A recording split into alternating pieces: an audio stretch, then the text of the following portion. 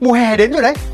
Dự báo thời tiết người ta báo là hè năm nay sẽ nóng hơn hè năm ngoái đến 10 mấy độ. Làm sao anh chịu được?